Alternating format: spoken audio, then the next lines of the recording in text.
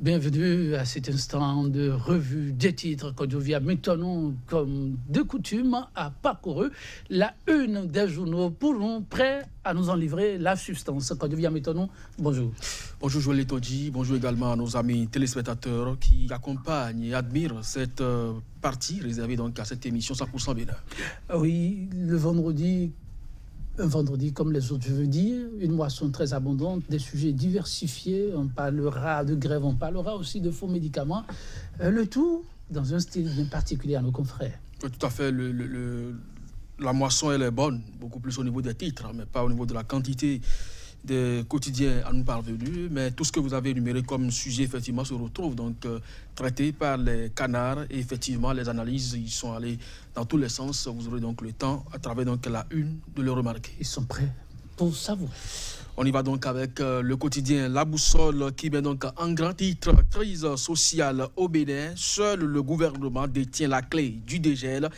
Les mouvements se radicalisent pendant que le dilatoire continue. Dossier acquisition de matériel au profit du ministère du Cadre de Vie et du Développement, la NLC, l'Autorité nationale de lutte contre la corruption, dénonce des actes de collusion et de surfacturation. La dépêche, point d'achoppement des négociations gouvernement-syndicats.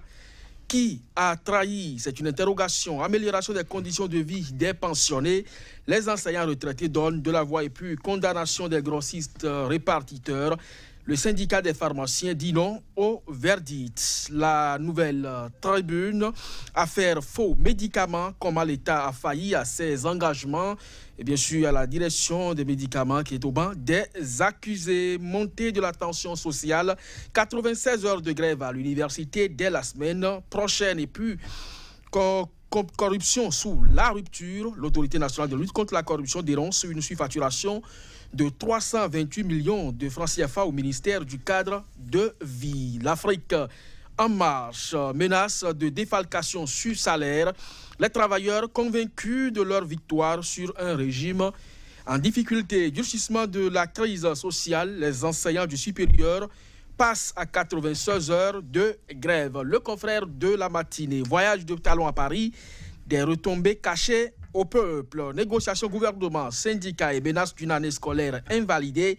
Noël Chadaré invite le président Talon à choisir la vraie couleur pour l'année scolaire 2017-2018. Le nouvel observateur, marasme économique et financier. Après le dernier trou de la ceinture, faut-il percer des trous sur le ventre? C'est une interrogation. Mécontentement du traitement jugé insultant à leur égard lors des négociations. Les syndicats de l'enseignement affrontent toujours et plus dans la crise sociale ambiante. Qui est le maître du jeu finalement et à quelle fin tirent les ficelles? Matin libre, dossier acquisition de pick-up et motocross au ministère du Cadre de Vie et du Développement. Inopportune sortie de l'Autorité nationale de lutte contre la corruption. Les fautifs déjà sanctionnés. Fer à béton et clinique de soins, nécessité pour Talon de mettre de l'ordre et puis échec des négociations gouvernement-syndicat. Le front reconduit sa motion. La grève passe de 72 heures à 96 dans les universités. Sécurité pharmaceutique. Voici le circuit de distribution des médicaments au Bénin. Point média. Élection au Bénin vers le couplage des législatives et communales. La prochaine Cour constitutionnelle pour entériner la chose. Crise sociale ambiante. Le gouvernement entretient le mensonge et la confusion. L'impasse est inévitable. Et puis enseignement supérieur. Le mouvement de grève se durcit. Examen, évaluation, suspendu. Joël Todji, gestion de la crise sociale. Le langage alambiqué du gouvernement. Merci, Kodovi. Métonon, je fais mon arrêt du jour sur Matin Libre. Mes excuses. Qui, comme bien d'autres quotidiens, est revenu sur cette sortie de l'ANC, en nuançant. Inopportune sortie de l'ANC, les fautifs déjà sanctionnés. C'est un titre qui étonne. Oui, ça doit pouvoir étonner dans la mesure où Jean-Baptiste Elias disait dans sa sortie, qui est d'ailleurs le porte-parole, le président de l'Autorité nationale de lutte contre la corruption, faisait donc part dans sa déclaration que par 3 fois, le ministre du Cadre de Vie a saisi donc les structures compétentes du ministère de l'économie et des finances pour pouvoir acquérir les pick-up et motocross au profit donc de son département. Alors si le journal en arrive à ce titre, on se demande si véritablement le ministre n'est pas impliqué parce qu'à ce jour, il n'est pas relevé de ses fonctions encore limogé. Donc on se demande qui le journal appelle fautif et si c'est seulement... Vous parlez des menus fruitins, comme on dénonce dans certains cas? Là, vous rejoignez Andoche Amense, qui a la une d'un de nos canaux, un titre qu'on n'a pas relayé ici, qui fait croire que tant que la lutte contre la corruption restera sélective, elle ne peut aboutir à rien. Donc je continue par croire que le chef de l'État est au courant donc de cette sortie médiatique de l'autorité nationale de lutte contre la corruption et prendra donc les dispositions qui s'imposent. Parce que 328 millions poussières, je ne crois pas que ce soit un petit montant pour que vous parliez de menus fretin. Je crois que les gens sont en prison aujourd'hui pour 2,5 millions de francs, ce qui est officiellement cité. Je vais parler de Laurent Métoyon. Donc si avec 328 millions poussières, on estime qu'il faut mettre seulement le grappin sur les menus fretin, je ne crois pas que la lutte contre la corruption puisse prospérer. On espère que les verrous vont pouvoir changer de position et que tout le monde sera situé dans ce combat et se retrouver surtout. Je reste avec Matin Libre qui parle d'échec de négociation gouvernement-syndicat, mais nous amène à l'université. Désormais, 96 heures de grève. Oui, je crois que le mouvement de débrayage qu'observe le secteur de l'éducation à la base beaucoup plus préoccupés les uns et les autres au point où on ne savait pas ce qui se passait à l'université. C'est vrai que d'une manière ou d'une autre, les étudiants l'ont signifié.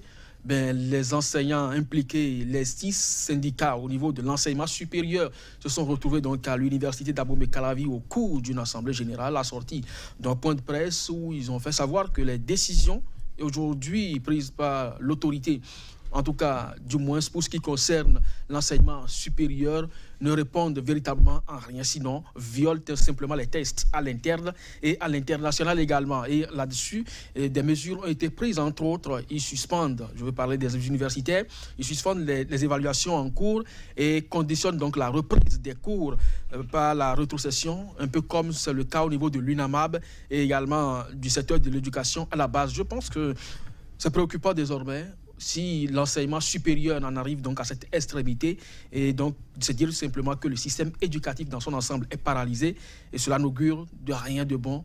Je ne crois pas que le Bénin puisse accepter que cela se répète. Le porte-parole du Front l'avait dit ici, on est en train de revisiter la période 89 et je ne crois pas qu'à cette époque-là, le Bénin avait eu quelque chose de positif et donc il faut en refaire l'expérience. En tout cas, les travailleurs, eux, voudraient bien qu'on puisse leur rétrocéder les fonds défalqués. C'est le cas également de l'UNAMAB, qui reconduit son moment de débrayage. Oui, mais vous savez, le ministre garde des Sceaux a fait savoir quand même à cette délégation de l'Union nationale des magistrats du Bénin qu'il a reçu que ça ne dépend pas de lui, la décision donc de rétrocéder les fonds. Peut-être qu'à en croire donc ces propos, s'il avait la latitude de le faire, peut-être qu'il allait céder à cette requête-là, qui a fait fonctionner normalement à cause des tribunaux, mais malheureusement, ça ne relève pas de lui, cette décision donc de rétrocéder les fonds, alors que le gouvernement continue donc de brandir la menace de défalcation pour le mois de mars en cours, et que les travailleurs dans leur ensemble, aussi bien dans l'enseignement que la justice et la santé, demandent que la rétrocession de ces fonds puisse faire objet de préalable avant quelques négociations que ce soit. Je ne sais pas à qui profite véritablement ce bras de fer. Il y a d'ailleurs un quotidien qui a écrit là-dessus, je ne sais pas si c'est Point Média, et qui se demande qui est le maître donc, du jeu, c'est le Nouvel Observateur, qui est le maître du jeu finalement, et à quelle fin tire les ficelles. Alors je veux savoir aussi, comme ce journal, ce journaliste qui a fait donc, cet article, celui qui tire véritablement sur les ficelles, puisque aujourd'hui, aussi bien au niveau de la justice que de l'enseignement, personne n'a intérêt à ce que ça perdure, puisque des gens sont aujourd'hui dans les girons des maisons d'arrêt, alors que normalement, ils doivent connaître de leur sort. Et au niveau de l'enseignement, c'est le tourment aujourd'hui. D'abord au stress des examens à venir pour les candidats, il faut ajouter ce spectre de l'année blanche qui plane véritablement à quel sein se vouer. Les élèves ne savent plus à quel sein se vouer vraiment. Et donc là-dessus, je crois que les autorités compétentes doivent donc prendre la mesure de la situation et à l'image du Tchad et de la Guinée, comme nous l'avons signifié hier, puissent prendre de la hauteur et signer donc le décret qui apaise les travailleurs. Une autre politique avant de vous laisser partir, et ce sera avec Point Média qui annonce le couplage des élections et qu'on travaillerait déjà dans l'ombre pour que la Cour constitutionnelle vienne entériner. En tout cas, l'équipe qui sera installée sous peu. Je crois bien que c'est de la spéculation. La spéculation parce qu'il n'y a pas encore eu une annonce officielle qui fait état de ce que les élections à venir seront couplées. Mais puisqu'on reconnaît que, ou du moins la tradition nous a prouvé que la plupart du temps, les rumeurs finissent donc par s'avrer dans la République qui est désormais celle de la rupture. Je ne sais véritablement pas si cela ne dénote pas d'une certaine faiblesse de nos organes en termes d'organisation des élections. Maintenant, si c'est au niveau financier que ça pêche, ça se comprendrait.